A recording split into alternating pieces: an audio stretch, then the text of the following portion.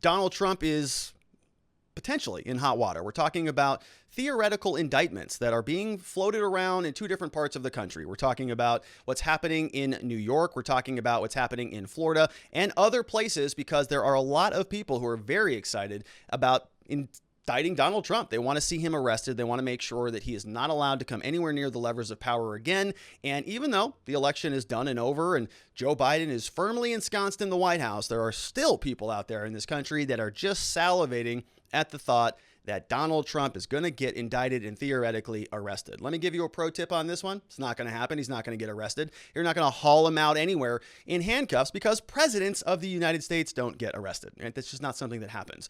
Most of the people up in that upper echelon, they're immune from any of the rules that you and I have to subscribe to. They just kind of walk around and do whatever they want. So get used to that. Now, if you are somebody who is excited about seeing that happen to Trump, well, don't get your hopes up. If you're excited about seeing that happen to Biden or Kamala or Hillary, well, we've played that game. Nothing happens to these people. They are in a higher echelon of power, both of them. And so if you think that they care about you and that somehow they are without any fault, well, I actually envy that. I think that's a nice way to live. Unfortunately, I cannot get there, but more power to those of you who think that. So anyways, I want to get into this story. We're going to be talking about the White House counsel. So if you recall this, there's a guy named Don McGahn who was a White House counsel for some period of time during the Trump administration. And so we're going to talk about two different potential issues for Donald Trump. We have a potential investigation that might uncover something related to what?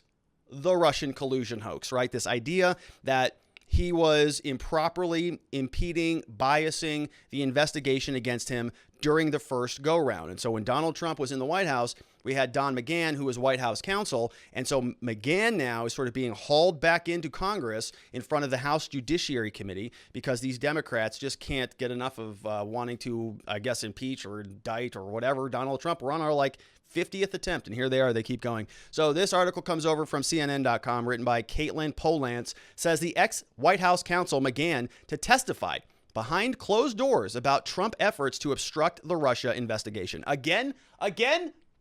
Former Trump White House counsel Don McGahn will testify before the House Judiciary Committee behind closed doors about then-President Donald Trump's attempts to obstruct the Russia investigation. So we had the Mueller report. I mean, we've gone through. All right, we're going to go through it again, I guess. The interview will happen, quote, as soon as possible, and a transcript will be released in the days after, said the court filing. The committee members who interview McGahn can ask him about the incidents documented in the Mueller report. So you see how excited they are. They're going to haul him in. He was named in the Mueller report, so they're going to get to ask him questions about this, specifically about Trump's attempts to fire special counsel Mueller and block the Russia investigation. So Don McGahn was White House counsel, so if he was privy to those conversations, then theoretically they can ask him about that. The Justice Department can assert executive privilege, or McGahn can decline to answer on the topics. Oh, all right, so you mean he doesn't have to answer anything, or the executive branch can assert privilege? All right, so you mean nothing's going to come of this? Got it. Which would essentially block House Democrats from learning the details. Okay, great. McGahn served as the top lawyer in Trump's 2016 campaign and the White House counsel until fall 2018. So this was updated, looks like Wednesday, May 12th, so a couple days old. But here we had, I think this was from this morning, we have, looks like Katie Fang joins American Voices with Alicia Menendez, who is over here on the left. And then we have Katie Fang, who apparently is a trial lawyer. And, this is on MSNBC, so take it with a grain of salt, but they're very excited about this. Katie Fang, she's a news anchor, so she's got to get excited. Hey, turn it up to a level 11 and go bananas about Trump's impeachment. So I don't know if she's actually this excited or if this is just MSNBC, we're about to indict Donald Trump excitement. Could be something in between. I don't know, but they're excited about it. So let's take a watch.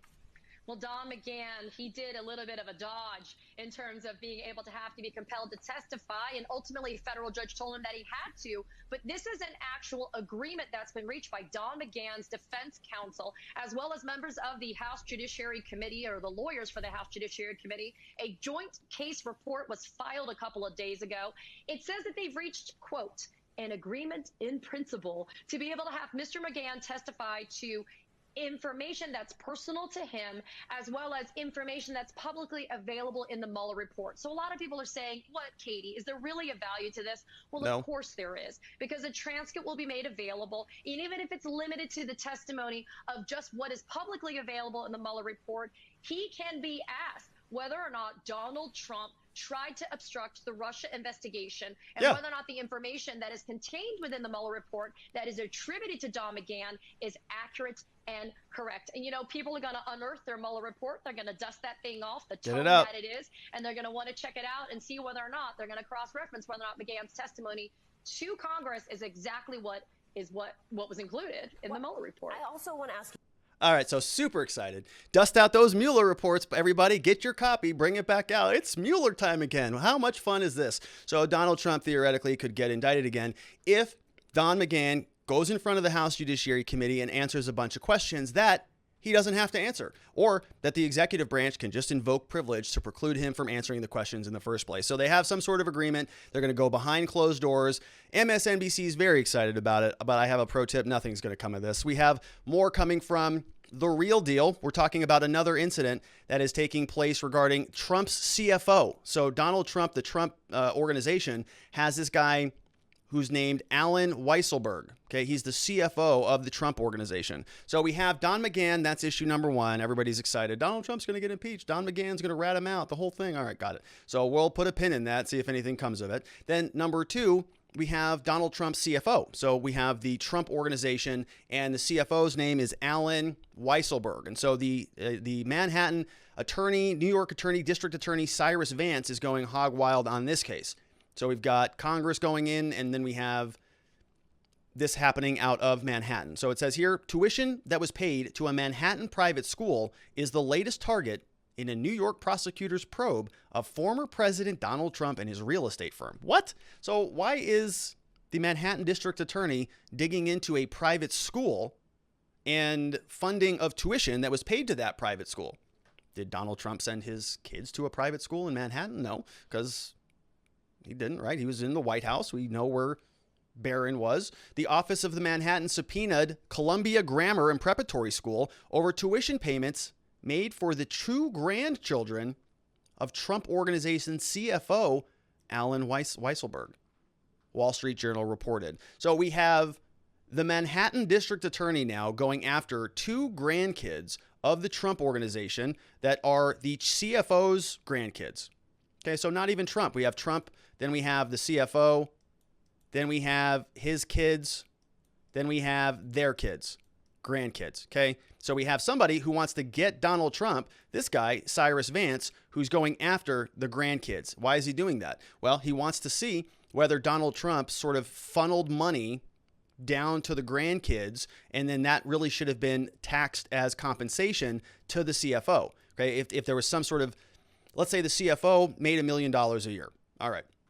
Well, if he paid him $1.5 million a year, he'd get taxed on that. Well, what if he just paid $500,000 to tuition for those two grandkids? Really nice school, let's say. So he gets a $500,000 benefit to the kids going to the school, doesn't get that money as income, so he doesn't gets taxed at it. Well, it's a misclassification of your finances. And so if the government finds that out, well, maybe they can go back, reverse engineer that, and go get Donald Trump. So they're going literally down to the grandkids, the CFO's grandkids, to go get the president, former president. All right, so Katie Fang, very happy about this. Very excited. Here she is again. I want to ask you, Manhattan prosecutors are also still going after Trump CFO Alan Weisselberg. The Wall Street Journal revealing they've subpoenaed his grandchildren's private school.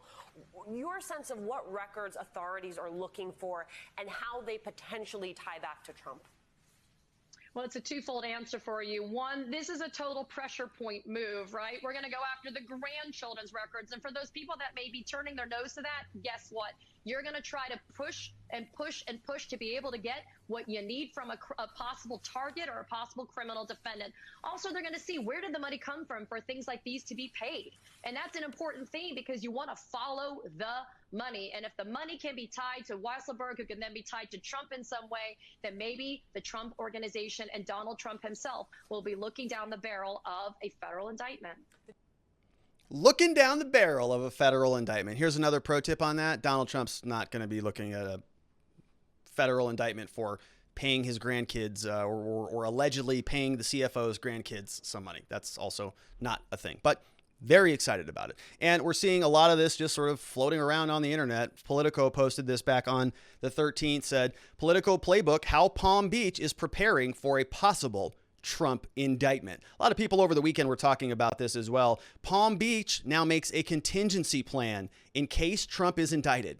So they're all like super excited about it. Honey, we're going on a picnic. Get the kids. Everybody, Trump's getting indicted. Law enforcement officials in Palm Beach County have actively prepared for the possibility that Manhattan District Attorney Cy Vance could indict former President Donald Trump while he's at Mar-a-Lago, according to two high-ranking county officials. Among the topics discussed at those meetings are how to handle the thorny extradition issues that could arise if an indictment moves forward. An obscure clause in Florida's statute on interstate extradition gives Governor Ron DeSantis the ability to intervene and even investigate whether an indicted person ought to be surrendered.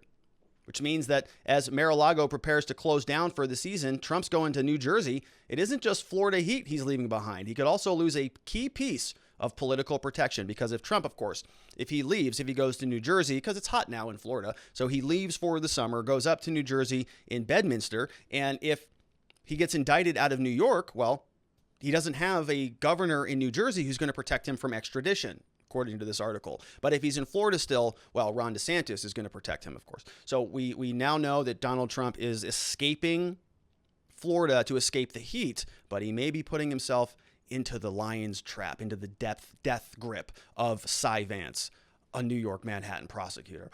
The statute leaves room for interpretation that the governor has the power to order a review and potentially not comply with the extradition notice, says Joe Abruzzo, clerk of the circuit court, who is a meaningless public figure. We're going to see that in a minute. The official who would be in charge of opening a potential fugitive-at-large case. Folks, this is pornography is really what this is. This is Trump indictment pornography. It's all it is. And we're seeing MSNBC, we're seeing a trial lawyer, Katie Fang, very excited about this. Now the Politico is excited about this. Oh my gosh, Ron DeSantis might have to invoke executive privilege to save Donald Trump, that maniac monster, that anti-American insurrectionist, from ruining American democracy. He might have to step in and save him.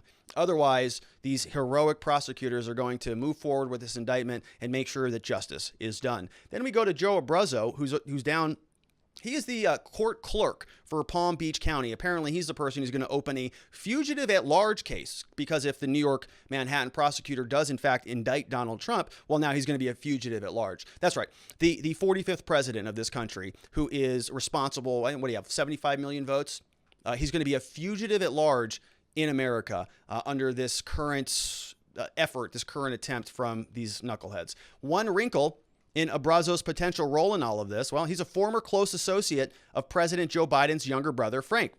Abruzzo tells Playbook that despite his friendship with the Biden family, the full extent of the law will be followed and carried out appropriately without bias. Yeah, right. So no conflict of interest there. If an indictment comes down while Trump is at Bedminster for the summer, this could all play out differently. New Jersey's extradition statute is similar to Florida's, giving the governor the power to investigate. But the governor in New Jersey is Phil Murphy. He's a Democrat. He's not a fan of Trump, so he's not going to stop the extradition. An attorney for Trump declined to comment because it's an asinine article. It doesn't make any sense at all.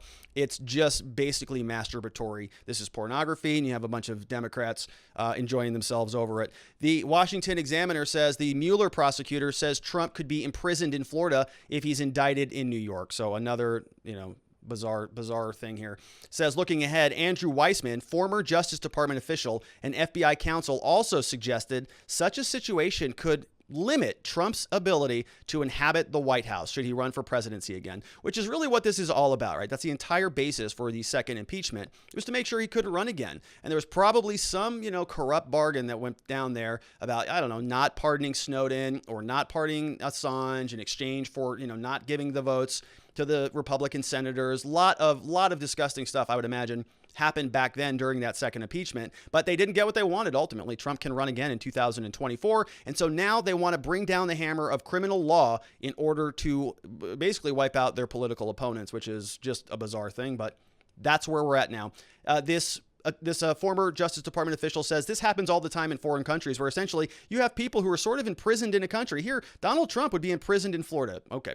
Weissman said during an appearance on MSNBC, during his masturbatory appearance, if he went overseas, he went to any other state, he would be subject to those laws. He would really have to stay in Florida. It would certainly be quite an interesting issue if he were to, for instance, this is way down the road, but if he were to try and run again for president, he would not be inhabiting the White House in that situation because there would be papers seeking his extradition to New York. So they are just really excited about this. Weissman played an instrumental role in winning convictions against Paul Manafort and Rick Gates, amongst others. We have District Attorney Cyrus Vance looking for bank, tax, or insurance fraud. The Examiner story goes on, says that a Florida statute gives Ron DeSantis some of the ability to prevent him from being excluded. DeSantis is a former Republican congressman whom Trump has floated as a possible running mate if he runs for the White House again. While he might be opposed to extraditing Trump to New York, the situation gets more complicated with Trump expected to spend his summer in a different state in New Jersey. Abruzzo was identified as somebody who will use the law to go against him. Now, Washington Examiner is telling us that Trump's legal team could negotiate a condition of surrender if he is indicted. Oh my gosh, give me a break. Folks, you know, if Donald Trump is hauled anywhere in handcuffs, a lot of people in this country are going to be very angry about that. It's not a good thing. And this is not sort of an implied veiled threat, right? There's a lot of people who would be very upset about that. If he's, carted off in handcuffs or he's indicted, it would not be good for the country. It would not be good for the Biden administration. They have no interest in doing that, really, in my opinion, because it would really undermine their legitimacy. It would undermine their credibility. It would now be a Biden versus Trump thing. So there's no way that he wants his Justice Department or any of these low-level district attorneys to go and prosecute the former president. It's too hot. So it's just not going to happen. All of these people are making political careers about this, right? We're going to go get him. Yeah, we all hate Trump. Orange man bad. Yeah. So that's about as far as it's going to go, I would guess. If I'm wrong, I'll come back here and eat my shorts on it, but I doubt that that is the case. We have Trump Organization is also under investigation by New York Attorney General Letitia James. Trump denies any wrongdoing in February, says that this is a new phenomenon of headhunting prosecutors and AGs. I'm not sure that it's necessarily new. I think this has always been the situation, but now it's sort of more in our faces, right? We can all see it. It's very obvious because it is so transparent. We can see that one side of the country is being treated one way as it comes to a whole variety of different issues, whether it's getting arrested for protesting or whether it's getting access to the vaccine. If you are a certain demographic, if you're a certain political ideology, you get certain benefits that the other side just doesn't get. And I've documented this. We still have people who were not even in the Capitol building who are still in custody as a result of the January 6th riots because the judges there are prosecuting them and they're applying political standards, not legal standards. We have now another story. We're going to follow this up. What is going on with this Abruzzo guy? I mentioned earlier that Abruzzo is out there doing this. Hey, we're going to extradite Donald Trump and we're going to law and order and all this stuff. I'm the clerk of the court. Well, what does that mean? Not much. We're going to look here from Palm Beach Post. We've got some information from some other attorneys. Court's clerk, Abruzzo, plans for the Trump indictment, but legal experts call the speculation absurd. Well, there it is. It is absurd. This was posted today, May 17, 2021. Clerk of the court, Joe Abruzzo, reiterated on Friday that he has been involved in discussions outlining contingency plans. So is that a good use of their time in the event that former Donald Trump is indicted in Florida? Even as legal experts sniped at the speculation as premature, if not, quote, absurd. In an interview with the Palm Beach Post, following one televised nationally by CNN, okay, they're putting these people all over the media, all over the internet, all over the TV screen, just to sort of have a lot of enjoyment out of this. Donald Trump indictment. How exciting. They have got nothing else to talk about. They're over Liz Cheney. They sort of beat that horse to death for some reason. Nobody even cares about any of that. But all right, now we're back to Trump again because they can't let it go. We have, it says here, it is unprecedented, uncharted territory. This is coming from Abruzzo, which is why initial preparation and conversations are extremely important to make the scales of justice stay balanced and beyond reproach, said Abruzzo. Those talks, Abruzzo said, include how to handle a request by another state to extradite the former president from Palm Beach County if he is charged while he's here, or how to respond to Governor Ron DeSantis to intervene. So he's sort of like wargaming this out, planning all the different strategies, probably has a cork board up in his office with all the yarn and the strings and the push pins and the images, What if all this happens? Okay, thank you, Mastermind, for investigating something that's not going to happen. He says someone not as well known, usually in extradition, will go to their home state where they're a resident, Abruzzo said. In this case, the world knows where the former president is. It would be the first of its kind in the entire process. May see some events that have never happened before. Yeah, like the indictment. Like that's the first event that's not going to happen. Good job. We have Abruzzo. He has no knowledge of Trump's potential indictment. So he's a close associate of Biden's younger brother. But he said he has no knowledge of a potential indictment because he doesn't. He's the clerk of the court, particularly in New York. Trump is expected to spend the summer in New Jersey. With all the variables at play, local defense attorneys scoffed at both the timing of the talks and speculation about what would happen if Trump is indicted in New York, as well as the person raising the issue. While Politico described Abruzzo as, quote, the official who would be in charge of opening a potential fugitive-at-large case, they said Abruzzo's role as clerk is simply to store court records, and added, he is not in a decision-making post. It's not up to the clerk to do anything, said attorney Greg Lerman. He just holds the records. Which is true.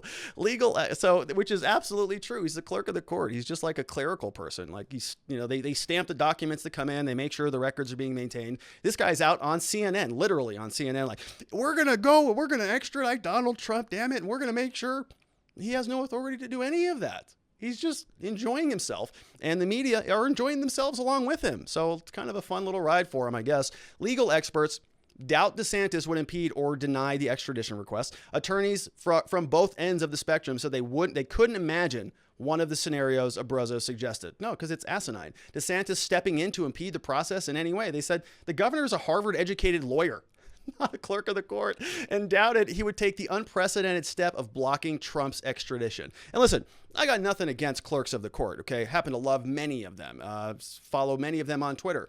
Not many of them. One in particular who I'm a big fan of. And, there's it's just hysterical that this guy's out there now basically sort of giving himself a promotion, like he's going to be the champion of the cause in order to go indict Donald Trump. He has no authority to do that. And everybody else knows that. Everybody else who's working on the ground goes, what is he like? The governor? This guy's out there making legal concoctions about DeSantis coming in, and they're all wargaming this. Just having a lot of fun. I've never seen a situation where the governor of the state of Florida interferes with a warrant, Lerman said. Like all 50 states, Florida is part of an interstate extradition pact. It boils down to, would the governor want to turn this into a political fight? Said Lerman. He's not a Trump fan. I don't think he would look very good except to ultra right-wing cultist Trump supporters, said the attorney. So the attorney is not even a Trumper. The attorney doesn't even like Trump, but he says Abruzzo's kind of a moron. He says attorney Michael Salnick over here says he likes the former president, called the entire notion absurd, says that's the stuff movies are made of. I don't think the governor would block a lawfully executed extradition order from another state. I think it's crazy. I think it's another shot at Mr. Trump. I think it's absurd. Lawyers also question whether DeSantis could block the extradition. Extradition hearings are typically perfunctory, which is accurate. We talked about this with the Kyle Rittenhouse case. Remember, Kyle Rittenhouse went back from Kenosha, Wisconsin into Illinois, and they extradited him almost not immediately. It took about 2 months. So he sat in custody there because his attorneys were idiots and they had no idea what they were doing. Anyways, he got extradited. It was totally formulaic. And I can't believe we're even talking about this. Further, even if DeSantis blocked the extradition, in most cases, high-profile people, arrangements are made so they simply just turn themselves in. He could hop on a plane, show up in Lower Manhattan, plead not guilty, post a bond, go home, let the case run its course, which is exactly how it happens with high-profile people. Lehman agreed that someone of Trump's stature would be afforded that opportunity. You would think no matter how big a head he has, he would not want law enforcement to walk into Mar-a-Lago or whatever and drag him out in custody. Neither does the country. Okay, can you imagine how angry a lot of people would be if you saw Donald Trump walking out in handcuffs? Would not go well. Noted constitutional lawyer Bruce Rogow said he reads Political Story and then he quickly dismissed it. He said, it's too weird. Too many things would have to happen for me to even bother with it. But they are excited about it. They love the idea. Donald Trump indicted? Oh my gosh. A lot of people on the other side of the aisle are all a Twitter right now. We have Sarah Smothers says, I like how they have nothing to report now that Trump is out of office, so they're bringing him back. There's nothing to talk about. What are you going to talk about? Kamala Harris's border successes? There's stock market. That's looking good. Up and down. It's looking good until it isn't good, I guess. We have Liberty or Death says, these dorks should research President Trump. He had paid tuition for private undergrad, and law and medical school for a lot of people he never met. Yeah. Yeah, he did. They're just trying to find an angle. They need any angle where they can show a direct connection. So they're literally investigating grandkids at a private school. Or maybe not them specifically, right? They're not going in there, hey, little Johnny, we're going to check your bank account to see if Donald Trump put any bad money in there. They're just going to go and request all the records, but you can just see the extent to what they're trying to do. Is this a legitimate prosecution anymore, or is this a political prosecution? I think we know. We have Mestizo Quixote in the house, says they are still trying everything they can to keep him from running again in 2024. I'm not a Trump fan, but the current Democratic power trip is making Trump an increasingly appealing candidate for 2024. Yeah, people may miss him. People may start to miss him sooner rather than later. We're going to see. Liberty or Death is in the house, says, so do they actually think that the Secret Service would allow this? Or do they think the Secret Service will go to jail with him? He pays tuition for his worker's kid, but President Clinton can sell Chinese missile technology through Johnny Cheng. Yeah, well, Clinton can do a lot, right? Clinton can actually change... She can actually be in total violation of government policies regarding storing her emails on a server. There are very important reasons why we do not allow that to happen. Things like public transparency, number one, so that we can see what you're doing. It's all public record. But also things like, I don't know, national security, so that they don't hack in. We already know that they shut down a pipeline. They wrecked a lot of different facilities through SolarWinds. Maybe they could access, ClintonEmail.com and a server that was stored in a closet somewhere. But as I said, these upper echelon people, they do not get in trouble. They escape it, because we saw what happened. Remember James Comey? He was investigating Hillary Clinton, and he kind of wrote a memo that said that what she was doing was extremely reckless, or something that was criminal, right? It was extremely reckless. It met that threshold.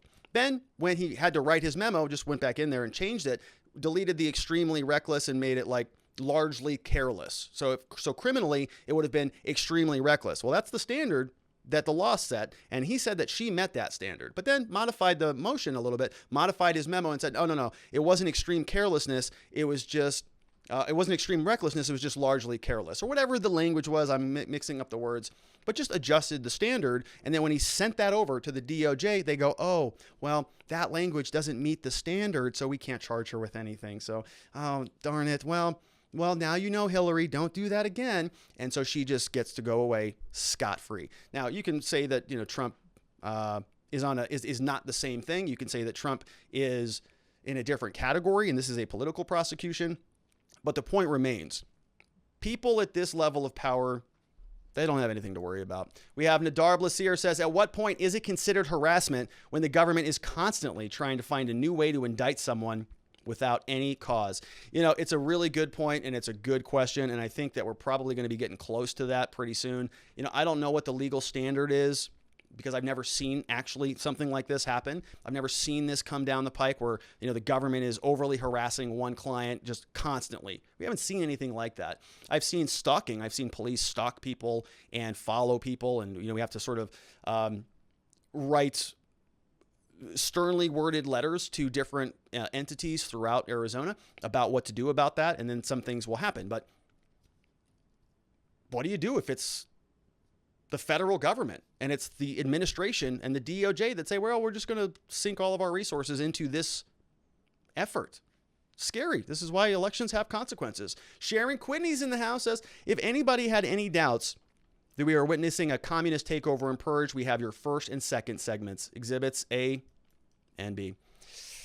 I hope not. Well, we're going to do what we can to push back against that, Sharon. We have Mestizo Quixote says, I suspect they want an uprising of some kind. Gives them an excuse to label all Trump supporters domestic terrorists.